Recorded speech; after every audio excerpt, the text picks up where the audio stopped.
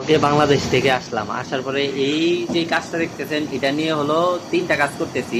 তো কালকে আসার পরে কালকে রাতে একটা কাজ করলাম আর আজকে সকালে 2টা এসির কাজ করলাম।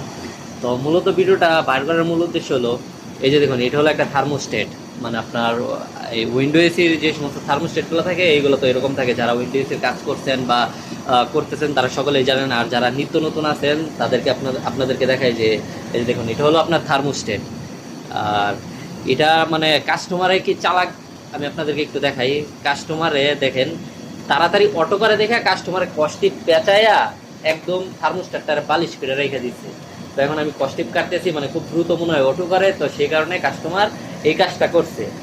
কারণ এটা কোনো টেকনিশিয়ানের কাজ হবে না, মানে আমার যতটুকু জানা মতে। তো এখন এটা আমি কাটতেছি কারণ এটা অটো করে কিনা দেখবো, কারণ অটো যদি না করে তাহলে থার্মোস্ট্যাটটা চেঞ্জ করে দিতে হবে। তো এই আইডি এসিগুলা কিভাবে অটো কিভাবে করে, যারা কাজ তো করেন তাদের জন্য মূলত ভিডিওটা না, যারা জানেন না তাদের জন্য মূলত ভিডিওটা।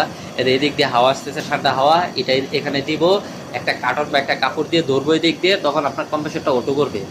অটো করলে বোঝা যাবে যে আসলে থার্মোস্ট্যাটটা ভালো। আর যদি অটো না করে তাহলে এই থার্মোস্ট্যাটটা চেঞ্জ করে দিতে হবে। তো যারা নিত্য নতুন কাজের জন্য আমাকে বলেন, আপনাদের একটা কমেন্টের জন্য মানে আমাকে আরেকটা ভিডিও করে তোলার আগ্রহী করে তোলে আর কি। যদি আপনারা বেশি বেশি করে কমেন্ট করেন তাহলে আমার ভিডিও করতে ভালো লাগে।